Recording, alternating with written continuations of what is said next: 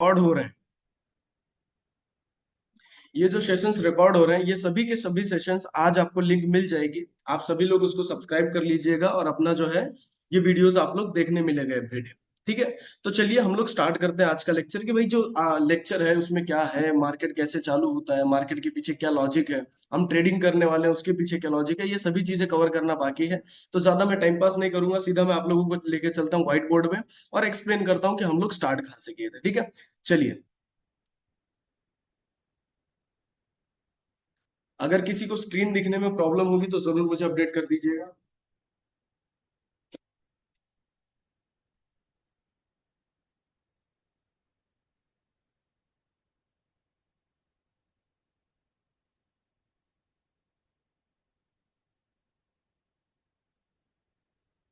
सो हम आते हैं हमारे व्हाइट बोर्ड पे। यहाँ पर मैं चीजें आपको सिखा रहा हूँ, क्या क्या क्या हम लोगों ने अभी तक सीखा है। देखिए, हम लोगों ने कल स्टार्ट किया था कि भाई जो हमारा शेयर मार्केट,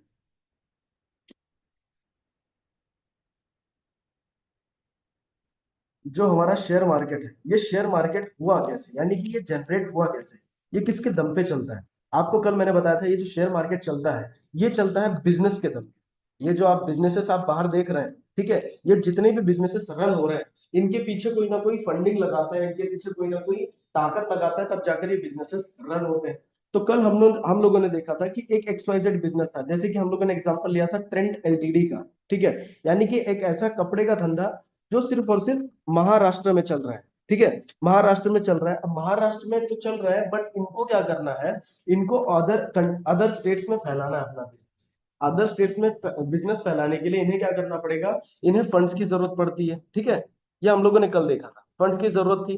तो जब फंड्स की जरूरत थी तो इन लोगों ने कहा कहाँ पे और लगाया सिस्टम, पहले तो बैंक्स पे लगाया। बैंक्स वालों ने कहा, क्या कहा कि भाई इंटरेस्ट 12% मैं लूंगा, कुछ भी हो जाए, बराबर ना, मैं 12% इंटरेस्ट लेने वाला हूँ चाहे कुछ भी हो जाए। तो आपको क्या करना है, 12% देना ही है, अगर आपका बिजनेस प्रॉफिटेबल हो या ना हो, मुझे उससे लेना देना नहीं है, 12% आपको देना है।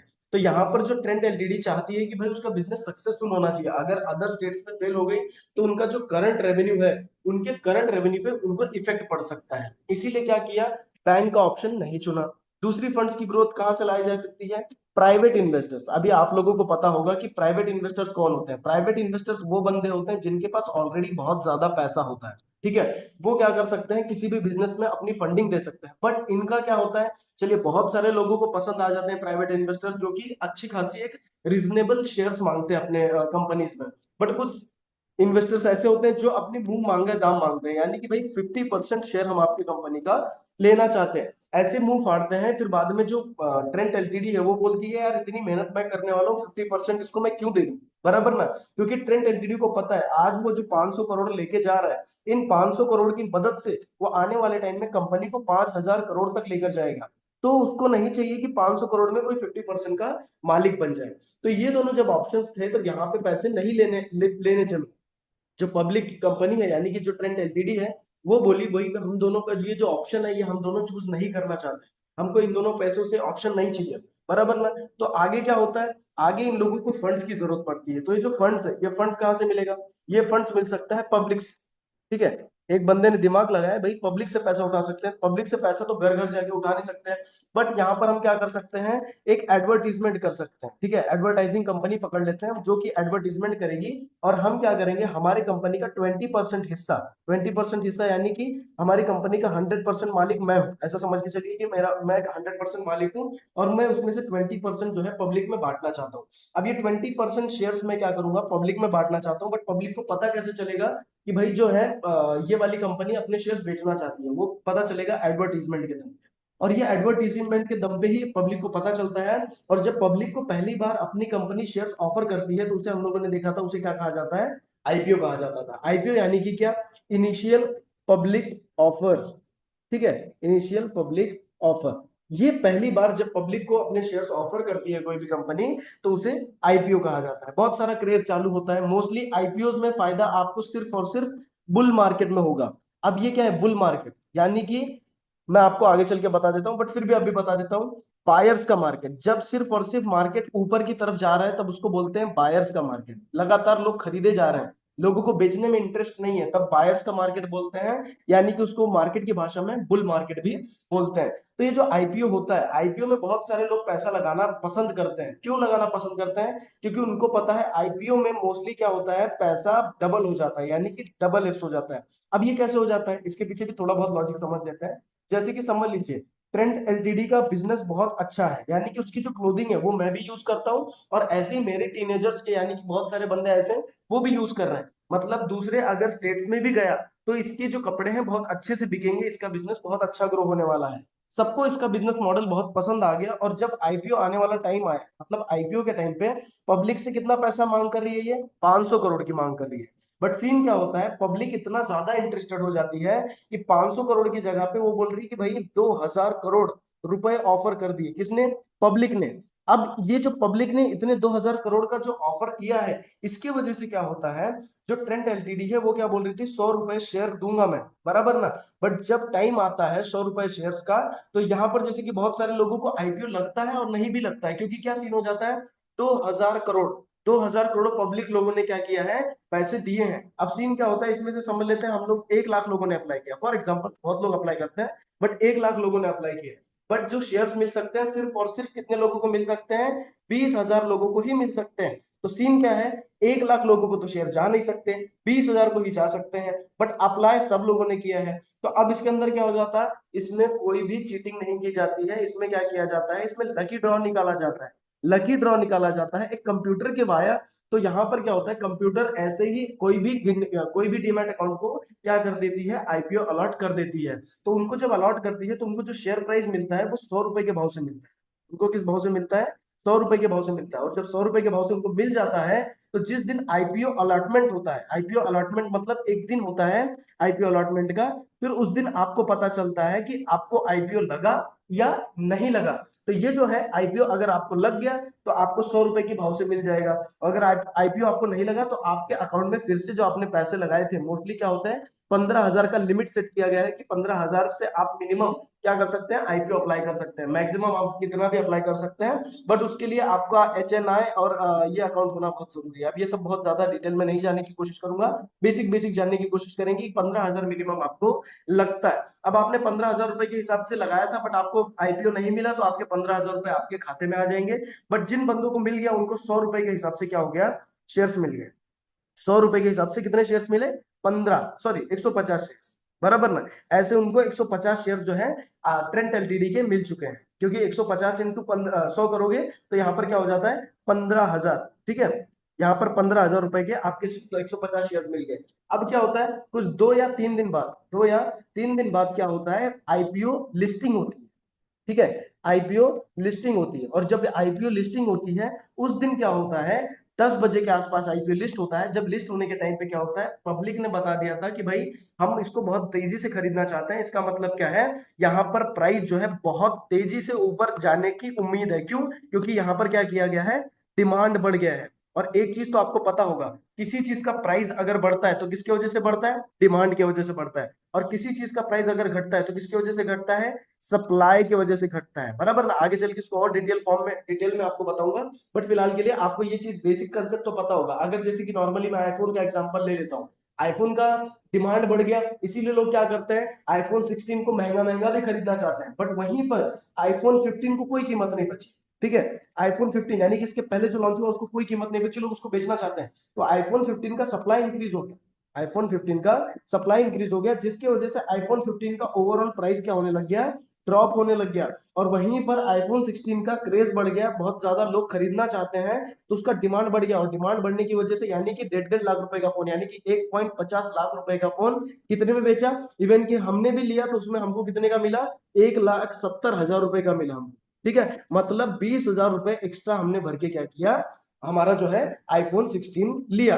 अब सोचिए 20,000 रुपए एक्स्ट्रा क्यों भरा, ये सिर्फ और सिर्फ डिमांड बहुत ज्यादा थी, एप्पल स्टोर पे ज्यादा अवेलेबल ना होने की वजह से हम लोगों को कहीं ना कहीं बाहर के स्टोर से 20,000 रुपए ज्यादा देकर लेना पड़ा। ये क्यों हो जाता है, डिमांड और सप्लाई की वजह से होता है। बिल्कुल ऐसे ही आईपीओ का भी सीन होता है, आईपीओ खरीदना बहुत ज्यादा लोग चाहते हैं, बट आईपीओ का सीन क्या होता है, बहुत सारे लोगों को मिल नहीं सकता, इसीलिए बहुत सारे चुनिंदे लोगों को अप्लाई होता है, और उन लोगों को 100 रुपए के हिसाब से मिलता है। और जब 100 रुपए के हिसाब से मिलता है और जब मार्केट में लिस्ट होता है, तो वो 200 के हिसाब से, 300 के हिसाब से किसी भी भाव से लिस्ट हो सकता है। क्यों? वो डिपेंड करता है डिमांड कितना है। तो मोस्ट ऑफ द टाइम्स आपने देखा है कि अगर 100 रुपए की चीज आपने खरीदे आईपीओ में, तो आपको मिनिमम 50% का रिटर्न मिल ही जाता है। 50% का रिटर्न मिल ही जाता है। मतलब क्या? 100 रुपए की चीज लिस्ट होने के टाइम पे कितने रुपए पे लिस्ट हो रही है? 150 रुपए पे। तो ये जो बीच का 7-8 दिन या 15 दिन का पूरा टाइम फ्रेम होता है, ये 15 दिन में आप 50% का आरओआई कमा लेते हैं। बट ये आरओआई जो होता है सिर्फ और सिर्फ 15,000 के ऊपर होता है। तो बहुत ज्यादा रिटर्न कमा रहे हो ऐसी बड़ी बात नहीं है। बट 15,000 में कहीं ना कहीं मिनिमम 7,500 रुपए का प्रॉफिट हो जाता है। अब जैसे कि देखा जाए, अभी रिसेंट जो आईपीओ आया था, वो जो रिसेंट आईपीओ आया था बजाज हाउसिंग का, ठीक है, ये जो बजाज हाउसिंग का आईपीओ आया था, इसके अंदर मिनिमम प्रीमियम कितना बढ़ा? 133%। ठीक है, इसका मतलब क्या है? 15,000 रुपए का, और टोटली यहाँ पर 21 से 22 हजार रुपए का हम लोगों को प्रॉफिट दिखाई दे रहा था। बराबर ना? जिन बंदों ने 15,000 रुपए लगाए और जिसको अलॉटमेंट मिल गया, उसको 21 से 22 हजार रुपए का प्रॉफिट हो गया 15 से 20 दिन के अंदर। तो ये सब पूरा जो गेम है, ये लक पे डिपेंड करता है आईपीओ का। इसके अंदर कोई स्ट्रेटेजी नहीं होती, इसके अंदर कोई सिस्टम नहीं होता कि आप लगाओगे, बहुत ज्यादा लगा दोगे तो आपको सबसे पहले मिल जाएगा, जैसे ही आईपीओ चालू हुआ आप लगा दोगे तो आपको मिल जाएगा। ऐसा कुछ भी होता नहीं है। यहाँ पर पूरा लकी ड्रॉ जैसा निकलता है। इसकी वजह से यहाँ पर आपके चांसेस लक के हिसाब से ही चल के रखिए, मिल गया, नहीं मिला, नहीं मिला। तो ये आईपीओ होता है। मतलब ये क्या हो गया? ये प्रोसेस हो गया। ये प्रोसेस क्या हो गया? मार्केट में, शेयर मार्केट में आने का मतलब, कल उठ के अगर कोई कंपनी यानी कि कोई बिजनेस शेयर मार्केट में आना चाहती है, यानी कि पब्लिक से पैसा उठाना चाहती है, पब्लिक से पैसा उठाना चाहती है, तो वो क्या करेगी? वो आईपीओ लेके आएगी। अब एक सिस्टम तो पता चल गया कि आईपीओ लेके आएगी, यानी कि अपने अपने जो शेयर है पब्लिक को पहली बार ऑफर करेगी।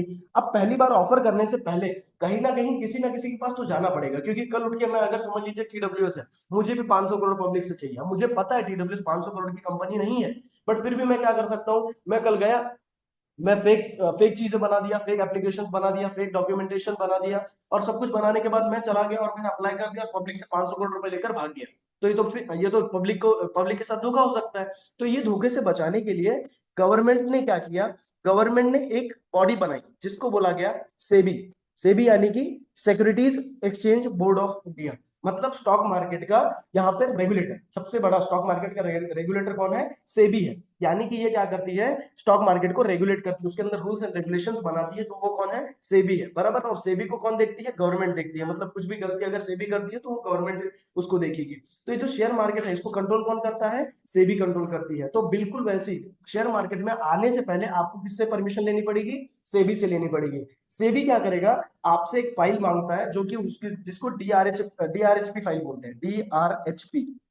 ठीक है, डीआरएचपी फाइल बोलते हैं। ये फाइल आपको क्या करनी होती है? सेबी को देनी पड़ती है अगर आपको आईपीओ को अप्लाई करना है। आपने बहुत बार न्यूज सुना होगा कि ये XYZ कंपनी ने अपनी फाइल आईपीओ के लिए अप्लाई कर दी। तो कौन सी फाइल होती है?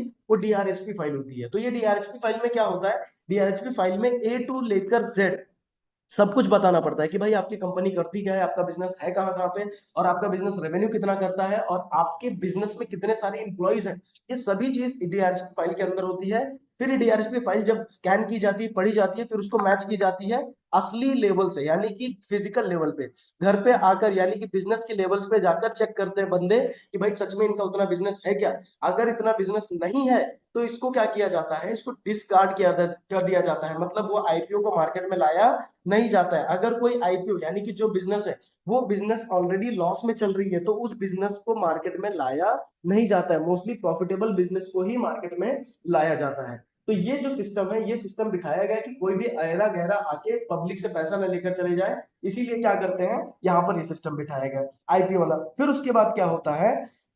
उसके बाद अगर आप देखेंगे पब्लिक के पास, यानी कि पब्लिक पे जब आपको पैसा लगाना है पब्लिक के पास से, तो आपको शेयर मार्केट में आने के लिए सेबी का परमिशन लेना है। सेबी का आपने एक बार परमिशन ले लिया। सेबी का परमिशन लेने के बाद अगर सेबी आपका सब कुछ सही देखते हैं, जैसे कि मैंने ट्रेंट एलटीडी का एग्जांपल अगेन फिर से वही लूंगा। ट्रेंट एलटीडी का है, मेरा बिजनेस एकदम जेन्यून है और मैं सच में पैसा चाहता हूं और मुझे सच में मेरी कंपनी में ग्रोथ लाना है और मेरे बिजनेस ऑलरेडी बहुत ज्यादा प्रॉफिटेबल है। तो ये क्या करेगी? आईपीओ इसको अलॉट करवा देगी, भाई एक काम कर, तू आईपीओ लेके आ सकता है, पब्लिक से पैसा उठा सकता है। अब वो तेरी मर्जी, तू कितने भाव से उठाना चाहता है वो तेरे ऊपर है, मेरा उसमें कोई लेना देना रहेगा नहीं। तो फिर उसके बाद पूरा पूरा गेम कंपनी पे बसता है। और ये जब कंपनी आती है शेयर मार्केट में, तो कहाँ आती है? कहीं ना कहीं तो आना पड़ता होगा। पहले मैं आपको बता दूं, पहले के टाइम पे क्या होता था, जब हमारा बीएसई आया था, बीएसई यानी कि जब इंडिया में सबसे पहला शेयर मार्केट आया, तो वो कौन सा था? बीएसई। ठीक है, वो कौन सा था? बीएससी, जो कि ट्रेडिंग होती थी या जो कि आपको खरीदी या बेची करना पड़ता था, फिजिकल फॉर्म में करना पड़ता था। मतलब मुंबई चाहिए, आप बीएससी सर्कल में चाहिए, या आपके पास कोई कांटेक्ट वाला है जो ऑलरेडी बीएससी सर्कल में है, आप उससे बात करिए। आपको कोई भी शेयर्स लेना है, आपको पूरा फिजिकल फॉर्म में करना पड़ता था, बराबर ना? तो फिजिकल फॉर्म में काफी स्कैम्स होने की वजह से बहुत सारे लोगों का ट्रस्ट उठ रहा था। तो ये चीज देखते हुए सरकार ने क्या कहा, भाई हम लोगों को एक नया शेयर मार्केट चाहिए या नया मार्केट चाहिए। तो वहां पर लाया गया एनएससी। एनएससी यानी कि क्या? National stock exchange. ठीक है, नेशनल स्टॉक एक्सचेंज ये लाया गया। अब नेशनल स्टॉक एक्सचेंज क्यों लाया गया? क्योंकि वो टाइम तक ऑलरेडी दुनिया डिजिटल हो चुकी थी, तो डिजिटल हो गया, तो ये भी क्या हो गया? डिजिटल करवा दिया गया। यानी कि वो टाइम पे आपको क्या करना पड़ता था? कंप्यूटर, यानी कि आपके पास कंप्यूटर आ चुका था, कंप्यूटर पे से आपको क्या करना पड़ता था? खरीदी और बेची। तो ऐसे मार्केट में हमारे पास दो शेयर मार्केट है, एक एनएससी है और एक बीएससी। और ये शेयर मार्केट की जगह पे इसका जो नाम कहा जाता है, इसको एक्सचेंज कहा जाता है। ठीक है, इसे क्या कहा जाता है? एक्सचेंज। एक्सचेंज बोले तो क्या, इनका काम क्या है? जैसे इनका नाम अगर ध्यान से पढ़ोगे, बॉम्बे स्टॉक एक्सचेंज, आखिरी में क्या लगा हुआ है? एक्सचेंज।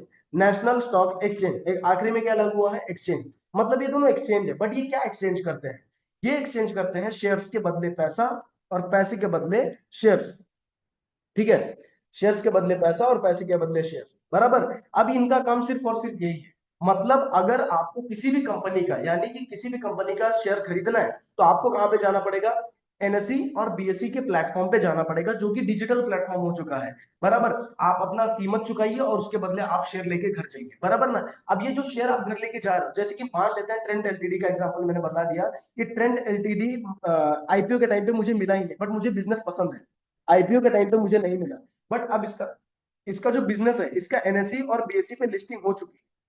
एनएससी और बीएससी पे इसके जो शेयर्स हैं ट्रेड होना चालू हो चुके हैं, यानी कि लेना देना चालू हो चुके हैं। तो अब मैं क्या करूंगा? मुझे आईपीओ का टाइम पे तो नहीं मिला, बट मैं अब जाऊंगा एनएससी या बीएससी पे और मैं ट्रेंड एलटीडी के शेयर्स खरीद लूंगा। मैं ट्रेंड एलटीडी के शेयर्स बाय कर लूंगा। मतलब मैं जाऊंगा, अब यहाँ पे मैं कितनी भी क्वांटिटी में खरीद सकता हूँ, 1 लाख, 2 लाख, 3 लाख, 40 लाख, 50 लाख। बट मैंने यहाँ पर समझ लीजिए फॉर एग्जाम्पल मैं 1 लाख रुपए से ट्रेंड एलटीडी को क्या किया? परचेस कर लिया। अब ट्रेंड एलटीडी को मैं यहाँ पर क्या कर रहा हूँ? 1 लाख रुपए से परचेस कर ले रहा हूँ, और ये परचेस किया। अब ये जो परचेस किया, समझ लेते हैं मेरे पास क्या हुआ? मेरे पास 400 शेयर्स आ गए। ठीक है, मेरे पास कितने शेयर्स आ गए? 400 शेयर्स आ गए। अब ये 400 शेयर्स जो आए, ये भी कहीं ना कहीं रखना पड़ेगा, क्योंकि सिर्फ ये जो एनएससी और बीएससी का काम है, ये क्या है? एक्सचेंज करके देना। अब इनको रखने के लिए भी अपने को क्या करना पड़ता है? अपने को खोलना पड़ता है डीमैट अकाउंट, जिसको क्या बोलते हैं? Demat account. डीमैट अकाउंट का फुल फॉर्म क्या है? डीमैटेरियलाइज्ड अकाउंट, यानी कि डिजिटली जो आप एसेट्स बाय कर रहे हैं, वो डिजिटली शेयर जो आप खरीद रहे हैं, यानी कि जो क्वांटिटी आपके पास है, वो डिजिटल वे में आपके एक अकाउंट में रहेगा। जैसे नॉर्मली हम लोग क्या करते हैं? सेविंग अकाउंट खोलते हैं ना, सेविंग अकाउंट में हमारे पास क्या रहता है? पैसे, बराबर ना? अब डिजिटल फॉर्म में दिखता है पैसा, वो पैसा हमारे पास कैश में है क्या? नहीं। अब मेरे अकाउंट में समझ लीजिए 5 लाख रुपए पड़े। अब 5 लाख रुपए अगर पड़े हैं, तो ये 5 लाख रुपए मुझे डिजिटल फॉर्म में दिख रहे हैं, 5 लाख। ठीक है, ऐसा कुछ तो भी मेरे अकाउंट में दिख रहा है। अब ये क्या है? मेरे पास डिजिटल फॉर्म में, मेरे पास कैश के फॉर्म में नहीं है। मतलब मेरे से चोरी नहीं हो सकता, कुछ नहीं हो सकता, मेरे से सीधे कुछ भी नहीं हो सकता। मतलब कोई चोरी नहीं कर सकता, डकैती नहीं डाल सकता, या मेरे को रास्ते में कोई पकड़ के जबरदस्ती छीन नहीं सकता। तो सीन क्या है? ये पूरा मेरे लिए ऑनलाइन हो चुका है, बट ऑनलाइन भी थ्रेट होता है। कल उठ के किसी ने आपका अकाउंट हैक कर लिया, बट अकाउंट हैक करने के लिए आपको क्या करना पड़ेगा? पूरा का पूरा बैंक का, आईसीआईसीआई बैंक का सर्वर हैक करना पड़ेगा। अब वो इतने कमजोर तो सिस्टम बैठे नहीं है कि वो अपना सिस्टम इतना कमजोर कर करके कल रात को कोई भी आएगा चोर और ऑनलाइन चोरी कर लेगा। वैसे ही हमारे पास क्या होता है? डीमैट अकाउंट होता है। डीमैट अकाउंट यानी कि हम लोग यहाँ पर क्या करते हैं? हमारे जो शेयर्स होते हैं, शेयर्स के साथ बॉन्ड्स, बराबर ना?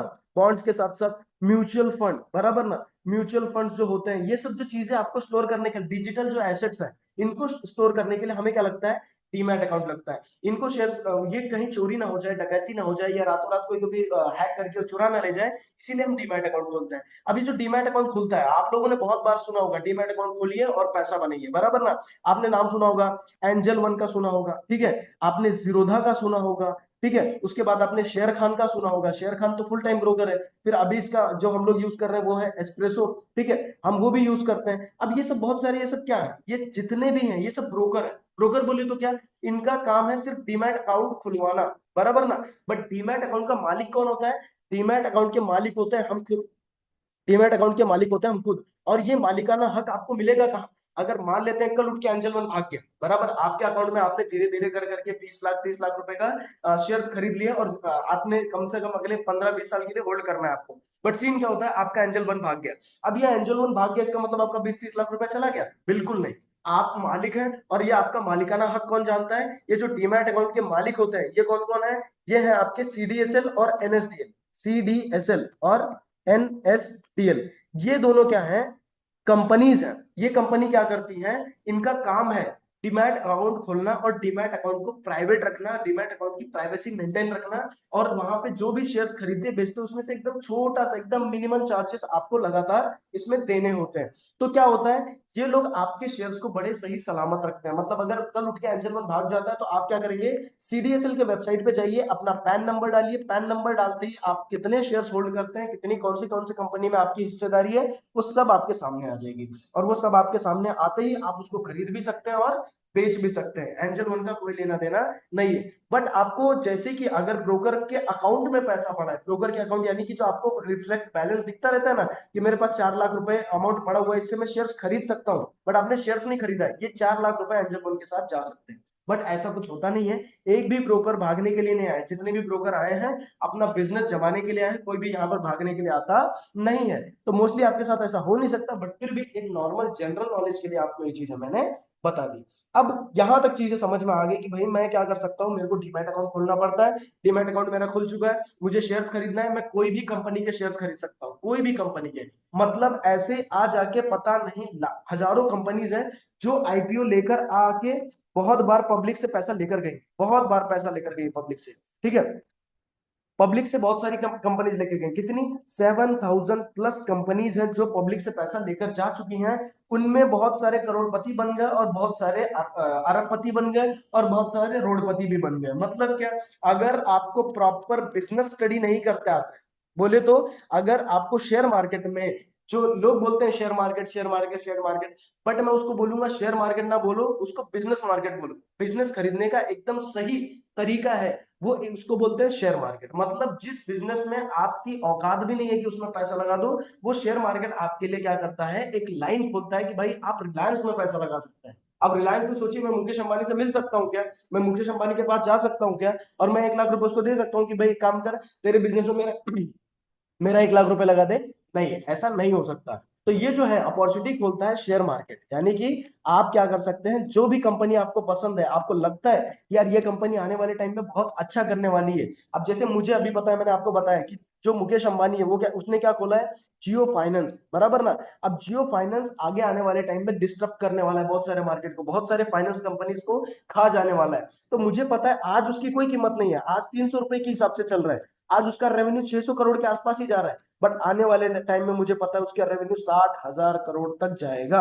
जब ये रेवेन्यू वो कमाएगा तो ये जो 300 रुपए का शेयर है ना, ये 300 रुपए का शेयर आपको 3,000 तक दिखाई देगा, इवन कि 30,000 तक भी दिखाई दे सकता है। बट ये 30,000 मैंने कुछ ज्यादा बोल दिया, बट सोच लीजिए 3,000 यानी कि 10x भी हो जा रहा है। आज अगर आप मैं बोलता हूँ 10 लाख रुपए लगाकर छोड़ दीजिए, आपके अंदर अगर दम है तो 10 लाख रुपए लगा दिए किस कंपनी में? जियो फाइनेंस, यानी कि मुकेश अंबानी की कंपनी में लगाए। आपको ज्ञान नहीं है, आपको बिजनेस करना नहीं आता, आपको कस्टमर ढूंढना भी नहीं है, आपको कुछ भी नहीं करना है, आपको सिर्फ एक ही चीज पता है, बिजनेस कौन सा है, बिजनेस स्टडी क्या है, बिजनेस करने क्या वाला है, बस इतना पता होना चाहिए। बाकी आपका काम सब मुकेश अंबानी करेगा।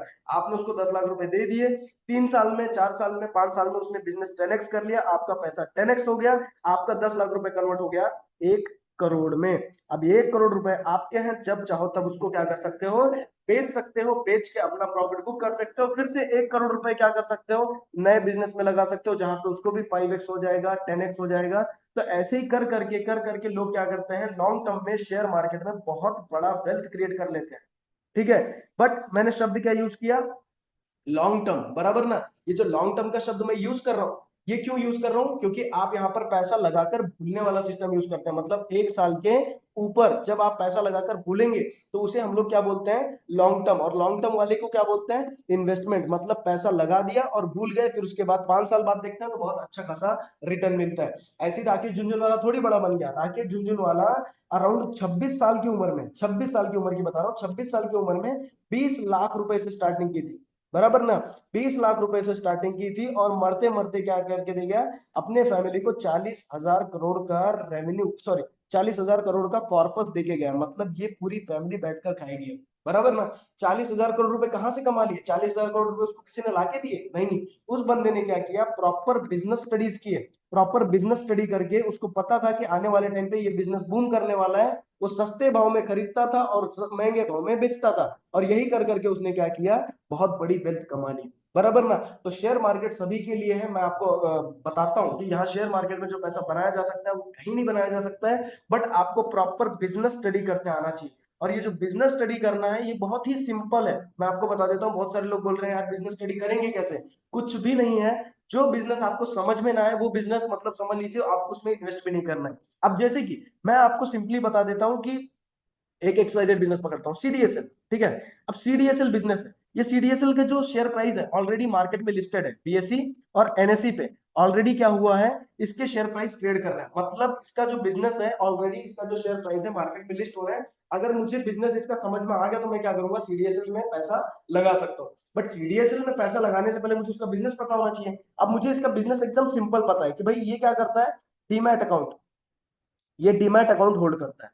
और डीमैट अकाउंट होल्ड करता है इसका मतलब क्या है, इसके अंदर जो शेयर्स आते जाते रहते हैं बाहर और अंदर, इसमें क्या करता है, मिनिमल 0.01% क्यों ना हो, बट ये चार्जेस हमेशा लगाता है। मतलब इसका रेवेन्यू दिन ब दिन बढ़ने वाला है। क्यों? आने वाले टाइम में सिर्फ और सिर्फ लोग क्या करेंगे, हमारे इंडिया में शेयर बाजार का जो भूत है लगातार सबका बढ़ते जा रहा है, और दिन ब दिन लोग क्या करते हैं, इन्वेस्टमेंट करते जा रहे हैं, क्योंकि उनको भी पता चल रहा है कि हमारा मार्केट में बहुत बड़ा पैसा बन सकता है। इसीलिए क्या है, आपके डीमैट अकाउंट्स बढ़ रहे हैं, डीमैट अकाउंट्स के साथ साथ CDSL का मेंबर बढ़ रहे हैं, और CDSL के मेंबर बढ़ रहे हैं तो उसका रेवेन्यू बढ़ेगा।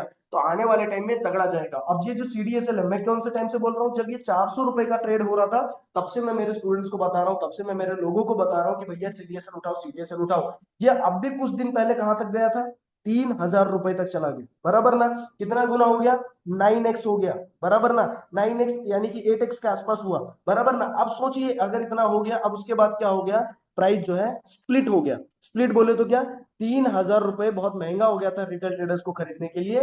तो उन्होंने क्या किया, 3,000 को ब्रेक डाउन कर दिया, मतलब एक शेयर को बदल के, मतलब कि एक एप्पल था, एक एप्पल को काट के दो एप्पल कर दिए। बस बाकी कुछ नहीं। 1,500 के दो शेयर हो गए। अब कितना भाव चल रहा है CDSL का, 1,500 चल रहा है आज भी। अगर बहुत सारे लोग रहे नहीं यार मौका चला गया, अब मजा नहीं है, अब सही नहीं लग रहा, मैं आपको बोल देता हूँ, धंधा उठाइए, बिजनेस उठाइए। आपको बिजनेस जो है रिटर्न्स देगा, मतलब देगा। आप प्राइस मत देखिए, जब आप बिजनेस उठा रहे हैं शेयर बाजार में, तब प्राइस नहीं देखा जाता है, सिर्फ और सिर्फ बिजनेस उठाया जाता है। तो यहाँ पर 1,500 पे भी आज मुझे ये सस्ता लग रहा है। बराबर ना। आने वाले टाइम पे मुझे फिर से पता है ये 3,000 तक जाएगा। बराबर ना। बट वो 3,000 कब जाएगा, कैसे जाएगा, वो नहीं पता। वो क्या करना है, आपको उतना एनालिसिस करके रख लेना है। वो 1 साल में भी जा सकता है, 2 साल में भी जा सकता है, और 3 साल में भी जा सकता है। बट ये जो गेम मैंने बात की है, ये गेम क्या है, ये सब गेम है इन्वेस्टमेंट। ये सब गेम है इन्वेस्टमेंट का। ठीक है। और ये इन्वेस्टमेंट आप लोगों को शेयर बाजार में करना है। अब ये जितनी भी मैंने बातें करी, ये सब किसकी बातें करी मैंने, इन्वेस्टमेंट की बातें करी। बराबर ना। अब अपने को क्या करना है, इन्वेस्टमेंट के लिए वो बंदे लोग रेडी हैं जिनके पास ऑलरेडी तगड़ा पैसा है, वो इन्वेस्टमेंट लगाकर छोड़ सकते हैं। बट हमारे पास समझ लीजिए पैसा नहीं है, हम इन्वेस्टमेंट नहीं कर सकते। हमें क्या करना है, हमें पैसा बनाना है शेयर मार्केट से, वो भी थोड़ा बहुत, थोड़े थोड़े दिन पे। तो वो क्या कैसे किया जा सकता है, वो किया जा सकता है ट्रेडिंग के बदौलत। वो कैसे किया जा सकता है, ट्रेडिंग के बदौलत। अब ये जो ट्रेडिंग के बदौलत है, ये ट्रेडिंग मतलब क्या, मैं आपको दो एग्जांपल देता हूँ। एक है जमीन का एग्जांपल देता हूँ, फील्ड, जो फील्ड ट्रेडिंग करता है। बहुत सारे लोग होते हैं जमीन को क्या करते हैं, बाय करते हैं और भूल जाते हैं, अपने पोते नाती सबके लिए भूल जाते हैं कि भाई पोते नाते होंगे, अब उनके लिए जमीन पड़ा रहेगा। ठीक है। एक होती है ट्रेडिंग, उनको पोते नाती से कोई लेना देना, उनको पता है जमीन आज मैंने 1,200 रुपए के स्क्वायर फीट के भाव से खरीदा है, कल मैं क्या करूंगा, इसको 1,400 रुपए के हिसाब से अगर किसी ने खरीदा तो मैं बेच दूं। मतलब वो क्या कर रहा है बंदा, ट्रेड। उसको उससे लेना देना नहीं, वो जमीन आज बढ़े या कल बढ़े, उसको जिंदगी में उसको कोई लेना देना नहीं। उसको सिर्फ ट्रेड करना है। उसने 10 लाख रुपए की इन्वेस्टमेंट की, उसको वहां पर 2 लाख रुपए का प्रॉफिट हो रहा है, उसमें उसको 2 लाख रुपए का प्रॉफिट हो रहा है। वो बंदे ने क्या किया, 2 लाख रुपए कमाए और साइड हो गए, उसको उससे लेना नहीं है। तो ये जो 2 लाख रुपए कमाए, ये कैसे कमाए, ट्रेडिंग करके। बराबर ना। तो ऐसे ही शेयर बाजार में दोनों चीज करते आती है, इन्वेस्टमेंट भी करते आता है, ट्रेडिंग भी करते आता है। इन्वेस्टमेंट करने के लिए आपको बिजनेस फंडामेंटल स्टडी करना पड़ता है, और ट्रेडिंग करने के लिए आपको क्या करना पड़ता है, टेक्निकल एनालिसिस स्टडी करना पड़ता है। तो ये टेक्निकल एनालिसिस क्या होती है, कैसे होती है, आपको मैं बताता हूँ। ठीक है। चलिए, आपको पहले थोड़ा सा मैं पावर पॉइंट पे लेके चलता हूँ, और पावर पॉइंट पे अभी तक जो चीजें हमने सीखी है वो मैं आपको यहाँ पर दिखा देता हूँ। अब ये जो पीडीएफ है, ये पीडीएफ आपके कुछ बहुत खास काम की नहीं है, बट फिर भी एक बार देख लीजिए कैसा है क्या है, मैं आपको दिखा देता हूँ। देखिए, आपको स्क्रीन के सामने दिखाई दे रहा होगा stock market regulators and financial intermediaries. मतलब स्टॉक मार्केट में क्या है, स्टॉक मार्केट में कुछ रेगुलेटर्स हैं जो क्या कर रहे हैं, स्टॉक मार्केट को रेगुलेट कर रहे हैं। अब जैसे कि देखा जाए, सबसे पहले कौन आता है, सबसे पहले आते हैं सेबी, यानी कि ये बंदा, ठीक है, सबसे पहले ये आता है सेबी, ये सबसे बड़ा पावरफुल है। फिर उसके बाद कौन आते हैं, आपके स्टॉक एक्सचेंजेस, एनएसई और बीएसई। इनका काम क्या है, स्टॉक्स के बदले पैसा, पैसे के बदले स्टॉक्स, बराबर, स्टॉक्स बोले तो शेयर, ठीक है। उसके बाद आप जो शेयर्स खरीदते बेचते हैं वो कहीं ना कहीं रखना पड़ेगा, वो कहाँ रखा जाता है, सीडीएसएल और एनएसडीएल के पास, जिसको क्या कहा जाता है, डीमैट अकाउंट, जिसको क्या कहा जाता है, डीमैट अकाउंट कहा जाता है। अब ये डीमैट अकाउंट खुलवाता कौन है, Zerodha, Upstox, angel one, share Khan और अदर्स, बहुत सारे हैं। जैसे आजकल मार्केट में बहुत सारे लोग आ गए, एस्प्रेसो आ गए, ग्रो आ गया, ठीक है, धन आ गया, पता नहीं कितने सारे ब्रोकर्स जो है मार्केट में आ चुके हैं, ठीक है। तो ये सब क्या है, ये stock market regulators and financial intermediaries हैं। आगे देखते हैं। अब ये सब तो जानने की जरूरत नहीं है, जो मेन मेन है वो बताता हूँ। Investing and trading, stock market में अगर आपको पैसा कमाना है, दो तरीके से कमाया जा सकता है। एक इन्वेस्टिंग, जिसको मैंने आपको बोल दिया लॉन्ग टर्म, ठीक है, पैसा लगाइए भूल जाइए, बराबर ना, यहाँ पे भी पैसा बनता है। और आप लोगों को लॉन्ग टर्म बिजनेसेस अगर जानने रहेंगे तो मैं आपको नॉर्मली बता दूंगा, भैया ये वाला बिजनेस उठा लो, इसके पीछे का ऐसा ऐसा लॉजिक है। और अगर आपको बिजनेस स्टडी नहीं करना आता है, मैं बोल देता हूँ आज के जमाने में नॉलेज की कमी नहीं है और कंटेंट की कमी नहीं है, बस हम लोग क्या कर रहे हैं, बैठ के रील पे रील चला रहे हैं। बट मैं आपको बोल देता हूँ, आधा घंटा अगर यूट्यूब पे चले गए और वहां पर सोच लिया कि भाई मुझे ना एक आधा बिजनेस खरीदना है, इन्वेस्टमेंट करना है, आप नहीं जानते हो जियो फाइनेंस क्या करता है, चाहिए जियो फाइनेंस डालिए यूट्यूब पे, बराबर ना, कि जियो फाइनेंस का बिजनेस क्या है। मैं लिख के देता हूं ऐसे, आपको कम से कम 40 से 50 वीडियोस मिलेगी, जो बंदे ऑलरेडी वीडियो बनाकर बैठे हुए हैं जियो फाइनेंस के बारे में। जियो फाइनेंस का लॉन्ग टर्म का गोल क्या है, जियो फाइनेंस अभी खरीदने वाली बात है या नहीं है, बहुत सारी चीजें आपको देखने मिल जाएगी। आधे घंटे की वीडियोस होते हैं, पूरा ज्ञान आपको मिल जाएगा, बराबर, वो भी फ्री ऑफ कॉस्ट, बराबर। फिर भी हम लोग क्या करते हैं, हमारे पास उतना वक्त नहीं है, हम लोग रील्स देखने में, हम लोग हमारी दुनिया में बिजी हैं, हम लोगों को पैसा नहीं चाहिए, हम लोग बहुत अमीर हैं, ऐसा हमारा ऐसा हमारा माइंडसेट चलते रहते हैं। तो ये सब जो चीजें करनी है, आपको आदतें बदलनी है, तो आपके पास पैसा आना शुरू हो जाएगा। तो मार्केट में पैसा कमाने के लिए मैंने आपको बता दिया, एक है इन्वेस्टमेंट, इन्वेस्टमेंट है यानी कि इन्वेस्टर है। तो इसके दो टाइप के इन्वेस्टर्स होते हैं, एक होते हैं ग्रोथ इन्वेस्टर्स, एक होते हैं वैल्यू इन्वेस्टर्स। ग्रोथ इन्वेस्टर्स और वैल्यू इन्वेस्टर्स में क्या फर्क है, जो बंदा ऑलरेडी, जैसे कि सीडीएसएल की मैंने बात करी, मुझे आज भी 1500 रुपए पे सस्ता लग रहा है, बराबर ना, तो मैं क्या कहला रहा हूँ, उसका ग्रोथ इन्वेस्टर। क्यों, मैं उसके ग्रोथ पे बुलिश हूँ, यानी कि ग्रोथ पे मैं उस पे बाय करना चाहता हूँ, वो दिन ब दिन ग्रो करने वाली है, तो मैं उसको डायरेक्टली पैसा लगाते ही जा रहा हूँ। और कुछ बंदे होते हैं वैल्यू इन्वेस्टर्स, वैल्यू इन्वेस्टर जैसे कि मैं वैल्यू इन्वेस्टर भी हूँ, मैं दोनों इन्वेस्टिंग करता हूँ, ग्रोथ इन्वेस्टिंग भी करता हूँ और वैल्यू इन्वेस्टिंग भी करता हूँ। अब वैल्यू इन्वेस्टिंग बोलूँ तो क्या, अब मुझे पता है, मैं एक XYZ, जैसे कोचिन शिपयार्ड की बात कर रहा हूं मैं, ठीक है, अभी खरीदने वाली बात है कोचिन शिपयार्ड, मुझे पता है उसका वैल्यू सही है। अभी कुछ दिन पहले वो कितने का भाव था, 3000 रुपए का भाव था, बराबर ना, काफी अच्छा भाव चल रहा था 3000 रुपए का।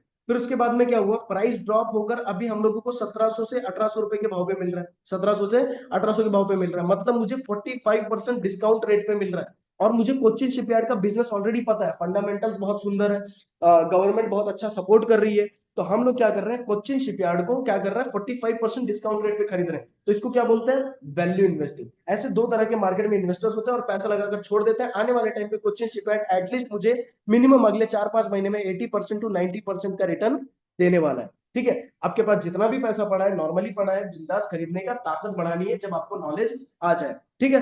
अब सवाल उठता है, चलो ये सबसे आसान हो गया, इन्वेस्टिंग में ज्यादा दिमाग लगता नहीं है, सिर्फ बिजनेस स्टडी करना है और पैसे लगाकर छोड़ देना, उसका शेयर प्राइस भी नहीं देखना है कितना चल रहा है। आपको क्या करना है, आपको सबसे ज्यादा दिमाग लगेगा ट्रेडिंग, सबसे ज्यादा दिमाग लगेगा ट्रेडिंग में, सबसे ज्यादा पेशेंस लगेगा ट्रेडिंग में। ट्रेडिंग के अंदर इमोशनल डिसिप्लिन, साइकोलॉजी और बहुत सारी चीजें लगती हैं, ठीक है, मनी मैनेजमेंट, रिस्क मैनेजमेंट। क्यों, क्योंकि यहाँ पर हम लोग लगातार ट्रेडिंग कर रहे होते हैं, हम लोगों को भाव जज करना होता है, कौन से भाव पे खरीदना है, कौन से भाव पे बेचना है, ये सभी चीजें हम लोग कहाँ करते हैं, ट्रेडिंग में करते हैं, बराबर ना। तो ट्रेडिंग करने के लिए हम लोगों को क्या करना पड़ेगा, टेक्निकल एनालिसिस करना पड़ेगा, ठीक है। एक सेकंड,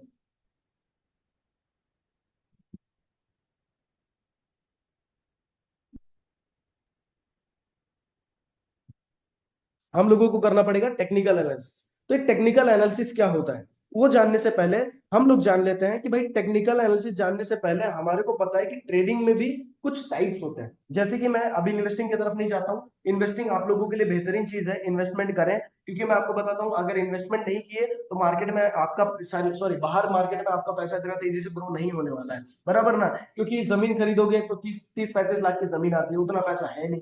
3-4 लाख रुपए कहीं लगाने हैं तो एफडी में पड़े रहते हैं। तो एफडी में देखिए, एक एग्जांपल देता हूँ, एफडी का एग्जांपल देता हूँ। लोग एफडी में पैसे 10 लाख रुपए पड़े, आपने एकदम सोच के रखा है कि भाई ये 10 लाख रुपए मेरे खत्म नहीं होने चाहिए, मैं फ्यूचर के लिए बचा रहा हूँ। ये जो 10 लाख रुपए आप एफडी पे कमा रहे हैं, कितना परसेंट कमा रहे हैं मालूम है? 7%। 7% रिटर्न आपको मिल रहा है ईयरली, बराबर ना। इससे ज्यादा रिटर्न मैं दे रहा हूँ, 2% पर मंथ मेरा रिटर्न है, गारंटीड। ये मेरा रिटर्न है, बराबर ना। ये मेरे पास स्कीम चल रही है, बराबर ना। अभी 2% मैं दे रहा हूँ, कितना परसेंट रिटर्न हुआ? 24% रिटर्न मेरा मंथली रिटर्न मैं मेरे क्लाइंट्स को दे रहा हूँ, ठीक है। अब 24% रिटर्न मैं दे रहा हूँ, सोचिए 7% किधर, और उसका 3 गुना मैं दे रहा हूँ, ठीक है। अब सीन क्या होता है, चलो ये 3 गुना मैं दे रहा हूँ, ये क्या मेरे जेब से दे रहा हूँ क्या? नहीं, मैं कहीं ना कहीं से कमा रहा हूँ। कमा रहा हूँ यानी कि क्या, मैं सामने से 3% कमा रहा हूँ या मैं 4% कमा रहा हूँ, तो मैं उसमें से क्या कर रहा हूँ, मेरे क्लाइंट्स को 2% एज अ हिस्सा दे रहा हूँ, बराबर ना। अब मेरे क्लाइंट्स भी खुश है कि भाई ज्यादा रिस्क भी नहीं है पैसों में, और 2% मिल भी रहा है। तो सीन क्या है, ये मैं 20%, 24% रिटर्न दे रहा हूँ। अब वो लोग 24% के लिए क्यों राजी है? देखिए, मैं आपको बता देता हूँ कि आपकी जो महंगाई है दिन ब दिन क्या हो रही है, बढ़ रही है। यानी कि जो उसको बोलते हैं इन्फ्लेशन रेट, उसको बोलते हैं इन्फ्लेशन रेट। ये जो इन्फ्लेशन रेट है, ये 7% प्लस है। मतलब अगर आप जाओगे, आप भी सर्च करोगे इन्फ्लेशन रेट, तो आपको 6 से 7% के बीच में दिखाई देगा इन्फ्लेशन रेट, यानी कि 7% से हर साल महंगाई बढ़ रही है। इसका मतलब क्या, बहुत सारे लोगों को नहीं समझ में आएगा, बट फिर भी कोशिश करता हूँ। जैसे 100 रुपए की चीज है, 100 रुपए की चीज है, आज आप 100 रुपए पे खरीद सकते हो, बट अगले साल वही चीज, सेम चीज 100 रुपए में नहीं खरीद पाओगे। वही चीज खरीदने के लिए आपको लगेगा 107 रुपए। तो ये जो 7 रुपए बढ़ गया, वो किसके लिए बढ़ गया? वो इन्फ्लेशन की वजह से बढ़ गया। तो सोच लीजिए, यही 100 रुपए आज आपने क्या किया, एफडी में डाल दिया, और एफडी में डालने के बाद अगले साल आपको रिटर्न कितना मिल रहा है? 107 रुपए। मतलब क्या हो रहा है, सेम टू सेम रुपए, पैसा जहां का था वैसे ही रह गया, आपका तो पैसा ग्रो ही नहीं हुआ। तो इसीलिए बैंक्स आपको बहुत ज्यादा प्रोत्साहित करती है कि सर एक काम करिए, एफडी करिए। एफडी जितना अच्छे से करोगे, उतना बैंक्स को फ्री में पैसा यूज करने मिलता है। फ्री में मतलब उनको कोई इंटरेस्ट ही नहीं देना, उनको पता है इन्फ्लेशन रेट इतने तेजी से बढ़ रहा है, हम तो 8% कैसे भी निकाल लेंगे। बैंक बहुत अलग लेवल का गेम खेलती है आप लोगों के साथ। तो फ्री में इंटरेस्ट, आप इंटरेस्ट फ्री पैसा बैंक यूज करती है एफडी का। तो सोचिए, एफडी में पैसा कितना रखना है? एफडी में पैसा सिर्फ और सिर्फ आपको क्या रखना है? इमरजेंसी फंड्स, ठीक है। इमरजेंसी फंड्स आपको अपने इसमें रखना है। इमरजेंसी फंड्स क्या होता है? आपकी हॉस्पिटलिटी, आपकी कहीं ना कहीं खर्चे, अचानक शादी आ सकती है, या कुछ भी हो सकता है, या कुछ भी हो सकता है। आपने मिनिमम समझ लीजिए, मेरे को 5 लाख रुपए लगने वाले, ठीक है। एवरेज खर्चा मैं 50,000 रुपए महीना पकड़ रहा हूँ, या 40,000 रुपए, तो 5 लाख रुपए जो है घर खर्चा लगने वाला है, और ये इमरजेंसी के लिए रख रहा हूँ, मुझे इसकी जरूरत नहीं, तो 5 लाख रुपए पड़े। बट ये जो 5 लाख रुपए ऊपर के पड़े हैं, इसको अच्छा खासा बिजनेस स्टडी करिए, एक आधा अच्छा धंधा स्टडी करिए, और एक आधी बड़ी कंपनी में पैसा लगा दीजिए और छोड़ दीजिए, आपको उससे ज्यादा रिटर्न मिल जाएगा। हाँ, जरूरी नहीं है कि आपको एक ही साल में मिले, शायद एक साल में आपको कुछ भी रिटर्न ना मिले, बट अगले साल आपको 200% रिटर्न मिल जाए, ठीक है। ऐसा भी होता है, बराबर ना। अगर ऐसा भी नहीं होता है, तो बहुत सारे लोग बोलते हैं कि भैया एक काम करो, आप जानो, आप कैसे जानते हो? तो बहुत सारे लोग क्या करते हैं, हमको इतना भी नहीं चाहिए, हमको ना 24% भी अगर ईयरली मिल रहा है तो वो बहुत खुश है। अब ये 24% रिटर्न और भी लोग दे रहे हैं, कौन दे रहे हैं? म्यूचुअल फंड्स, ठीक है। म्यूचुअल फंड्स भी दे रहे हैं। म्यूचुअल फंड्स बोले तो क्या, आप अपना पैसा ऐसी कंपनीज को दे रहे हैं जो कंपनी ऑलरेडी स्टॉक मार्केट में पैसा लगाना जानती है। वो क्या कर रही है, आपका पैसा ले रही है और स्टॉक मार्केट में प्रॉपर टाइम टू टाइम लगाती रहती है, और उसमें से अपने भी चार्जेस खाते रहती है, बराबर ना। तो ये म्यूचुअल फंड्स क्या करती है, आपको ईयरली रिटर्न्स देती है। ईयरली यानी कि लॉक इन पीरियड होता है इनके अंदर। आपका एक बार पैसा गया तो कम से कम 2 साल 3 साल आप उसमें हाथ लगा नहीं सकते, बराबर ना। या मिनिमम 1 साल यहाँ पर आप उसके अंदर हाथ नहीं लगा सकते।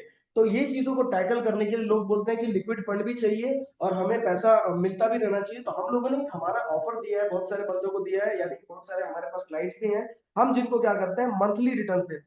मंथली रिटर्न्स बोले तो क्या, हम 2%, जो भी अमाउंट है, जो भी अमाउंट है, वो भी अमाउंट कहाँ से स्टार्ट होता है? मिनिमम हमारी हमारी बताऊं, 2 लाख रुपए से स्टार्ट होता है। हम 2 लाख रुपए से मिनिमम स्टार्ट करते हैं, और मैक्सिमम कोई लिमिट नहीं है, बट हम लोग फिर भी एक लिमिट डिसाइड किए कि भाई आप 10 लाख रुपए से ऊपर ज्यादा नहीं दे सकते। 10 लाख रुपए के ऊपर आप ज्यादा नहीं दे सकते, क्योंकि आपके पास भी एक टेंशन नहीं होना चाहिए कि भाई यार 30 लाख रुपए दे दिए, वो बंदा भग गया तो ऐसा हो गया तो। और हम लोग क्या बोलते हैं कि भाई 2 लाख से 10 लाख तक आप दीजिए, उसमें से 2% रिटर्न मैं आपको दूंगा। अब बहुत सारे ऐसे क्लाइंट है जिन्होंने 10-10 लाख रुपए दिए हैं, उनको हम लोग मंथली रिटर्न कितना दे रहे हैं, अगर मंथली रिटर्न कैलकुलेट करने चाहोगे तो 2% कितना होता है, 2% होता है 20,000। ठीक है, ज्यादा नहीं है। बहुत सारे लोगों को लगता होगा यार 2% तो कोई बहुत बड़ी बात नहीं है, 2% तो कोई भी दे देता है। मैं लिख के देता हूँ, 2% निकाल के बताइए कंसिस्टेंसी, कंसिस्टेंटली आप कहीं पे बाहर 2% निकाल के बताइए, मैं मेरे पैसे दे दूंगा। आप जाके लगा दीजिए, 2 से क्या 3% निकाल के बताइए, मैं मेरे पैसे दे दूंगा, आप लगा के बताइए। तो और रिस्क भी लीजिए, पैसा आपका रहेगा, रिस्क आपका रहेगा, बराबर ना। बस क्या करना है आपको, मेरे को 20,000 रुपए महीना लाके देना है। और उसमें भी आप अगर 1 महीने पहले बोलेंगे, 1 महीने पहले आपको वो पैसा रिफंड मिल जाएगा। मतलब कि आपको लग रहा है कि भैया मुझे पैसे लग रहे हैं, आपको 1 महीने पहले बता दीजिए पैसा अगले महीने लगने वाले, वो 2 लाख रुपए कॉस्ट टू कॉस्ट आपको रिटर्न कर दिए जाएंगे, विदाउट एनी इंटरेस्ट या विदाउट एनी चीजें काटे। ये हमारा ऑफर है, बराबर। ये हम लोग बहुत चुनिंदे लोगों को दे रहे हैं। अब आप लोग हमारे स्टूडेंट्स हैं, पुराने स्टूडेंट्स हैं, या नए बंदे 2 4 5 ज्वाइन है, ये बहुत ज्यादा हम लोग बाहर की मार्केटिंग नहीं करते, बट कुछ बंदों के लिए है जिसको जरूरत पड़ती है वो यहाँ पर अप्लाई करते हैं। बट हम ये क्यों दे रहे हैं, हम इसलिए दे रहे हैं क्योंकि लोगों को यहाँ पर इंटरेस्ट निकालना जम नहीं रहा है, लोग यहाँ पर लॉन्ग टर्म रुकना भी नहीं चाहते, बट उनको कहीं ना कहीं ट्रेडिंग भी नहीं जम रही है। तो उसके लिए ये बंदे क्या करते हैं, 24% वाला ऑप्शन जो है चूज करते हैं। अब बहुत सारे लोग क्या कर रहे हैं, एसआईपी कर रहे हैं। एसआईपी मतलब क्या, अब हम एसआईपी तो एक्सेप्ट नहीं करते हैं, बट एसआईपी म्यूचुअल फंड्स में एक्सेप्ट करते हैं। जैसे कि म्यूचुअल फंड में मैंने बताया कितने परसेंट रिटर्न मिलता है, हम लोग जितना दे रहे हैं उतना ही वो भी दे रहे हैं। कम ज्यादा हो सकता है किसी का, कोई कोई म्यूचुअल फंड आपको 17%, 12%, इवन की 10-10% का भी रिटर्न देती है, और कोई कोई 30-30, 40-40% का भी रिटर्न देती है। बट उसके अंदर एसआईपी मोड चलता है। एसआईपी मोड बोले तो क्या, सिस्टमैटिक इन्वेस्टमेंट प्लान।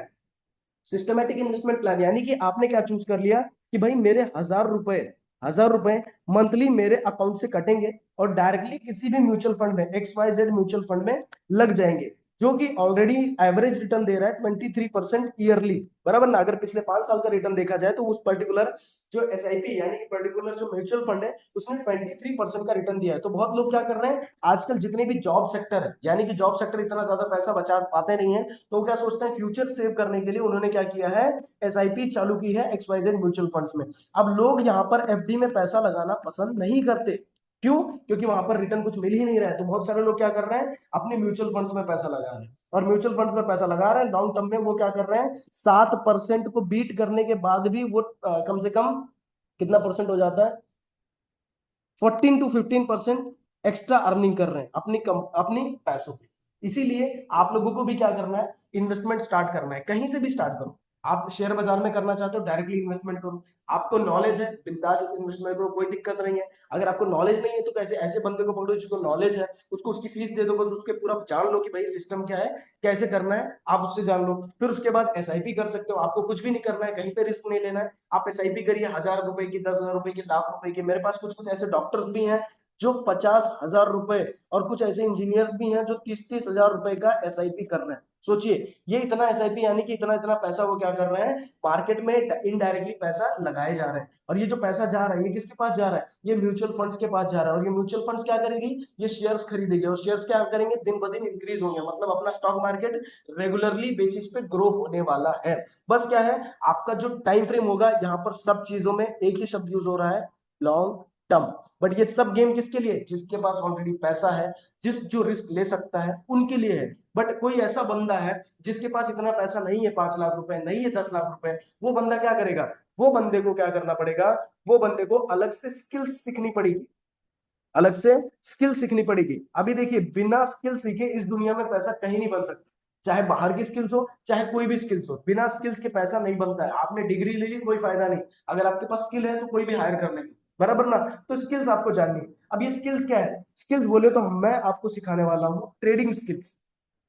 ठीक है, मैं आपको सिखाने वाला हूँ ट्रेडिंग स्किल्स। ट्रेडिंग स्किल्स यानी कि क्या, हमको ट्रेड करना कैसे, कौन से भाव पे खरीदना है, कब खरीदना है, कौन से भाव पे बेचना है, ये सभी चीजें हमको क्या करना पड़ेगा, ट्रेडिंग स्किल्स में सीखना पड़ेगा। और ये ट्रेडिंग स्किल्स बहुत ज्यादा इंपॉर्टेंट है। अगर आपको ट्रेडिंग स्किल्स एक बार आ गई और आपने प्रॉपर इसके अंदर इमोशनली और डिसिप्लिनली अगर आपने मैनेजमेंट करना सीख गए, मैं लिख के देता हूँ, एक अच्छी खासी इनकम जो है आप यहाँ से एक्स्ट्रा जनरेट कर सकते हैं। बट मैं आपको क्या यूज कर रहा हूँ, एक्स्ट्रा इनकम। इसका मतलब क्या है, इसको कभी भी, जब तक आपका प्रॉफिटेबल इसके अंदर नहीं हो जाते, तब तक आपको इसको सेकंड सोर्स ऑफ इनकम रखना है।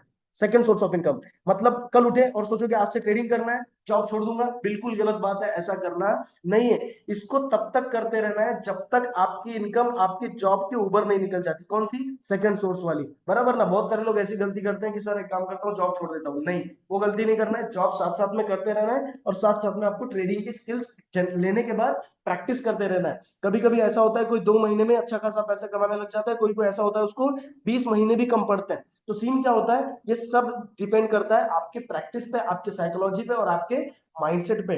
तो चीजें मैं आपको बड़े बेहतरीन तरीके से सिखाऊंगा। एक चीज बता देता हूँ, जो मैं ट्रेडिंग स्किल आपको देने वाला हूँ, ये स्किल आप एक बार सीख लिए, आप तो बोलेंगे यार चीजें तो बहुत अच्छी है, बहुत बढ़िया है, बढ़िया काम करने वाली है, अपने को पैसा तो बना लोगे, इतना गारंटी आपके तरफ से आ जाएगा। बट आगे चल के साइकोलॉजी और इमोशंस आपको सिर्फ तकलीफ देते हैं, और साइकोलॉजी इमोशंस क्या करता है, सिर्फ और सिर्फ प्रैक्टिस से क्लियर होता है, बराबर ना। तो एक ही शब्द पहले यूज कर रहा हूं, अगर आपको ट्रेडिंग स्किल्स में मास्टरी करनी है, एक ही चीज वर्ड याद रखना, प्रैक्टिस, प्रैक्टिस एंड प्रैक्टिस। इसके सिवा दूसरा कोई ऑप्शन अवेलेबल ही नहीं है, ठीक है।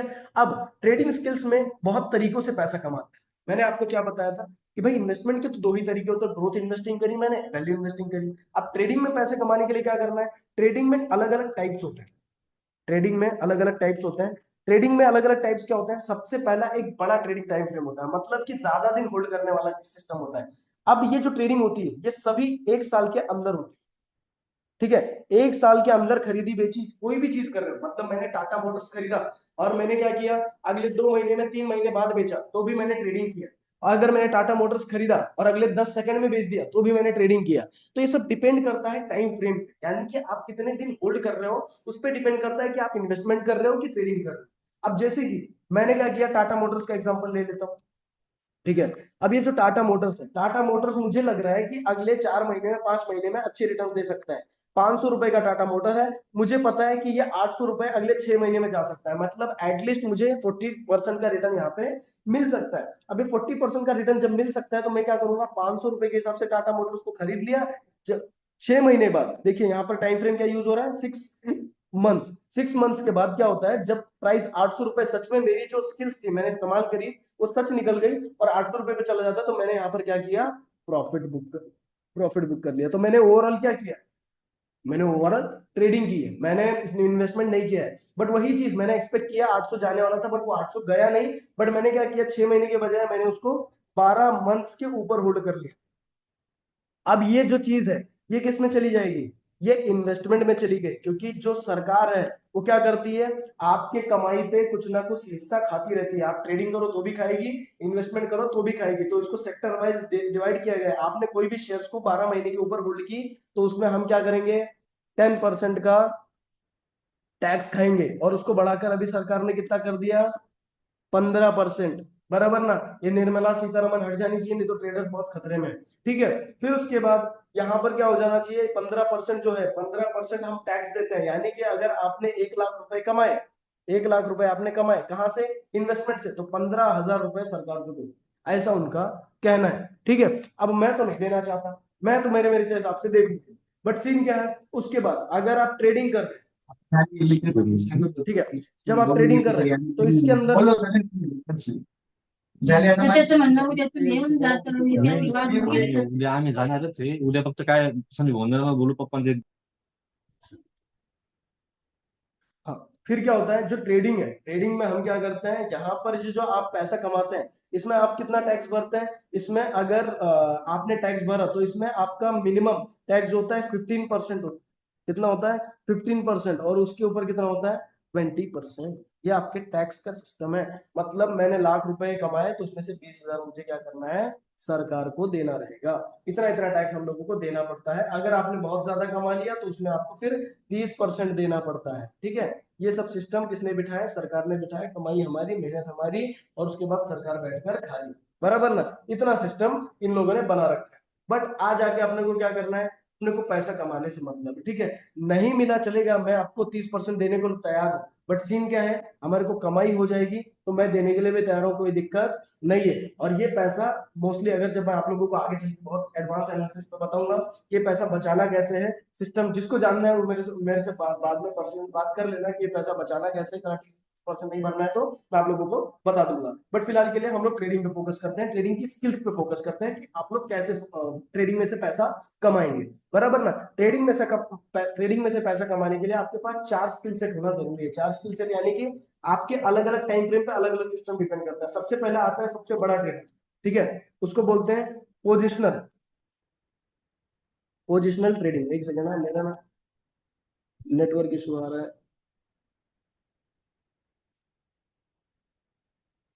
हाँ, पोजिशनल ट्रेडिंग इसके अंदर जो आपका होल्डिंग पीरियड है, बराबर ना, जो आप खरीदते हैं वो कितने दिन होल्ड कर रहे हो उस पर डिपेंड करता है कि आपको कौन सा ट्रेडिंग स्टाइल यूज कर रहे हो। होल्डिंग पीरियड इसके अंदर 1 मंथ अबव है। 1 मंथ अबव मतलब कोई भी शेयर आप खरीदे, वो क्या कर रहे हो, 1 महीने के ऊपर होल्ड कर रहे हो, तब वो किसके अंदर आता है, पोजिशनल ट्रेडिंग के अंदर आता है। फिर उसके बाद आता है और छोटा टाइम फ्रेम, यानी कि स्विंग ट्रेडिंग। अब ये जो स्विंग ट्रेडिंग है, इसका जो होल्डिंग पीरियड होता है वो कितना होता है, इसका जो होल्डिंग पीरियड होता है वो 1 डे से लेकर फ्यू वीक्स का होता है, ठीक है। मतलब एक दिन से लेकर अगले 2-3 हफ्ते में आपका टारगेट अचीव हो जाता है स्विंग ट्रेडिंग में, और हम क्या करते हैं, अपना प्रॉफिट बुक करके बाहर हो जाते हैं। फिर आता है आपका इंट्राडे ट्रेडिंग।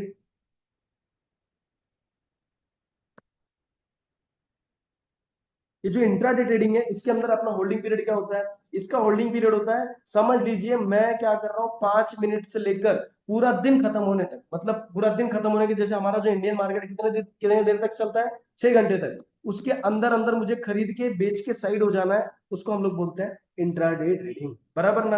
अब इंट्राडे ट्रेडिंग हो गया, फिर उसके बाद आता है आपका स्कैल्पिंग। अब स्कैल्पिंग जो सिस्टम है, मुझे स्पेशली नहीं पसंद है, बट जिसको पसंद है उसके लिए मैं यहाँ पर बता दूं। स्कैल्पिंग का जो सिस्टम है, ये 1 मिनट से शुरू होता है। ये क्या हो रहा है यार, लिखते नहीं यार। 1 मिनट से शुरू होता है, फिर उसके बाद 3 मिनट तक रहता है, बस।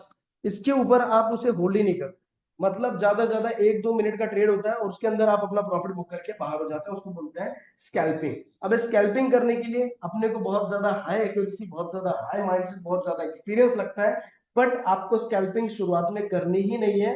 बट आपको शुरुआत कहां से करनी है, शुरुआत करनी है पोजिशनल ट्रेडिंग से, यानी कि बड़े टाइम फ्रेम से हम लोग एनालिसिस स्टार्ट करेंगे। यानी कि मैंने आप लोगों को बताया कि ये जितनी भी एनालिसिस है, यानी कि ये जो आप पोजिशनल ट्रेडिंग, स्विंग ट्रेडिंग और इंट्राडे ट्रेडिंग देख रहे हो, इनमें से पैसा कमाने के लिए आपको एक चीज करना पड़ेगा, टेक्निकल एनालिसिस। टेक्निकल एनालिसिस, अगर आप टेक्निकल एनालिसिस करना सीख गए, आप ये सब ट्रेडिंग स्टाइल करना सीख जाओगे। पोजिशनल ट्रेड मारना है तो भी आ जाएगा, स्विंग ट्रेडिंग करना है तो भी आ जाएगा, इंट्राडे ट्रेडिंग करना है तो भी आ जाएगा, इवन की स्कैल्पिंग भी इसके अंदर आ जाता है। तो ये जो टेक्निकल एनालिसिस है, ये कैसे करते हैं, क्या बेसिक्स है, हम लोग इसको स्टार्ट करेंगे कल से, यानी कि टुमारो, ठीक है।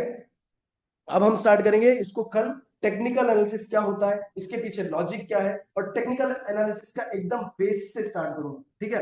एकदम बेस से हम लोग स्टार्ट करेंगे और टेक्निकल एनालिसिस सीखना चालू करेंगे, क्योंकि सबसे ज्यादा इंपॉर्टेंट टेक्निकल एनालिसिस ही है, बराबर। तो ये जो 2 दिन गए आपके, ये 2 दिन समझ लीजिए आपका बेसिक लेक्चर में चला गया, ठीक है। और ये बेसिक लेक्चर भी जानना जरूरी है, अगर ये चीजें ज्ञान नहीं रहेगी, मैं आगे चल के कोई दूसरी बातें बोलने लग जाता हूँ, फिर मुझे फिर से वापस आने में मजा आता नहीं है। तो ये बेसिक जानने के लिए आपको इतना लेक्चर जरूरी था, ठीक है। अब टेक्निकल एनालिसिस करके हम लोग क्या करने वाले हैं, ट्रेडिंग करने वाले हैं। ट्रेडिंग कैसे करनी है, क्या करना है, आगे चल के सब कंसेप्ट में धीरे धीरे धीरे धीरे क्या करूंगा, ऐड करते जाऊंगा, ठीक है। तो यहां तक बताइए, चीजें समझ में आ रही है आप सभी को या नहीं समझ में आ रही है?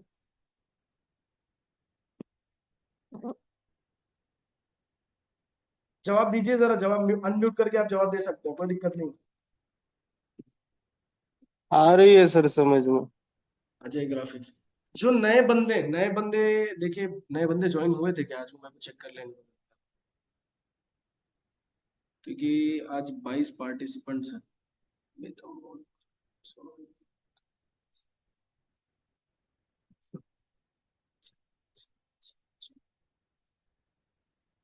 तन्मय जी, आपको चीजें समझ में आ रही है क्या, आप वीडियोस देख रहे हो ना, लेक्चर ज्वाइन कर रहे हो क्या?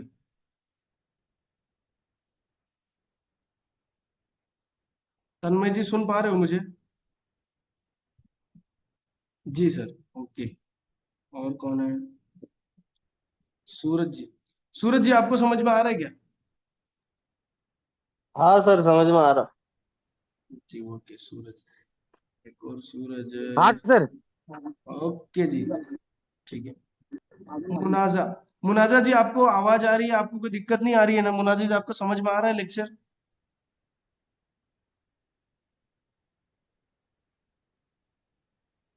शायद आवाज नहीं पहुंच पा रही है। नहीं हो रहा होगा तो मुझे टाइप भी कर देंगे तो भी चलेगा। और फिर उसके बाद पूनम जी, पूनम जी ज्वाइन है क्या? प्लीज बताइए, क्योंकि यहाँ पे आपका नाम नहीं दिखाई दे हाँ सर हाँ। रहा। अच्छा जी, पूनम जी भी ज्वाइन है, जूम यूजर आप हैं, ओके। और कौन था? एक बंदा और है यार, शरद जी। शरद जी हैं यहाँ पे? शरद जी ज्वाइन नहीं कर पाए हैं। चलो ठीक है, शरद जी ज्वाइन नहीं कर पाए। बाकी जो तीन चार बंदे हैं उनसे मैं बात कर लेता हूँ। बाकी जितने भी हैं मैं लेक्चर जो है आप लोगों के लिए अपलोड कर दूंगा रिंगी पे, और लिंक मैं आप लोगों के ग्रुप में सेंड कर दूंगा। आप लोग सब्सक्राइब कर लीजिएगा, एक बार फिर से रिपीट कर लीजिएगा, जिससे कि आप लोगों को आसानी होगी चीजें समझने में। क्योंकि बहुत बार क्या होता है, इतनी फास्ट या इतनी स्पीड में जब चीजें कवर होती है और आपके लिए जब नया होता है, तो वो आप लोग अच्छे से अंडरस्टैंडिंग नहीं कर पाते हो। तो वो उस करने के लिए क्या करेंगे, हम वीडियोस का रिकॉर्डिंग आप लोगों को प्रोवाइड करेंगे, और वीडियोस आप लोग देख के क्या कर सकते हो, रिपीट कर सकते हो। ठीक है, तो आज के लिए इतना ही करते हैं, आप लोगों से मिलते हैं कल इसी टाइम पे, और फिर हम लोग 1 घंटे का लेक्चर रखेंगे, टेक्निकल कल से स्टार्ट करेंगे। ठीक है सर, क्वेश्चन था शॉर्ट में, इन्फो दोगे क्या? बोलिए रोहित जी, क्वेश्चन पूछिए। अनम्यूट करिए, आपका क्वेश्चन पूछिए जरा।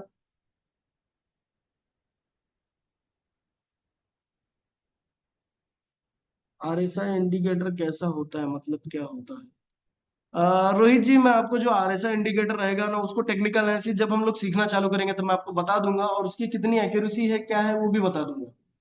ठीक है, अभी जानने की जरूरत नहीं है आप, चलेगा? चलो ठीक है। बाकी किसी को कोई क्वेश्चंस है क्या? जाते जाते पूछ लीजिए कोई क्वेश्चंस अभी के टॉपिक पे, अगर नहीं होगा तो क्वेश्चंस लिख लीजिएगा, कल आके पूछ लीजिएगा। नहीं, शायद किसी को नहीं है क्वेश्चंस। ठीक है सर, जी, एक क्वेश्चन है। बोलिए। जैसे पहले इंडिकेटर्स तो आप का कुछ अपने कोर्स में था नहीं, तो अभी कुछ वैसा वैसा रहने वाला है क्या? नहीं, इंडिकेटर्स का अभी भी हमारे पास कुछ इस्तेमाल नहीं है। सिर्फ वो नो गैप्स वगैरह, बस उतना ही? हाँ, बस नो गैप कैंडल, और कुछ जो चीजें रहेंगी फॉरेक्स में चीजें यूज होंगी एक दो, वो मैं आप लोगों को बता दूंगा, बस ज्यादा कुछ नहीं। Okay sir, thank you. ठीक है डन। चलो ठीक है done, thank you so much. मिलते हैं आपसे कल सेम टाइम पे 6 बजे। 6 बजे आपका शार्प लेक्चर चालू हो जाएगा, तो ज्वाइन करने की जिम्मेदारी आप लोग उठाएं। नहीं होता है तो आप लोग क्या करें, बाद में रिकॉर्डिंग जरूर देख लें। ठीक है, thank you so much, good night, bye. Thank you sir.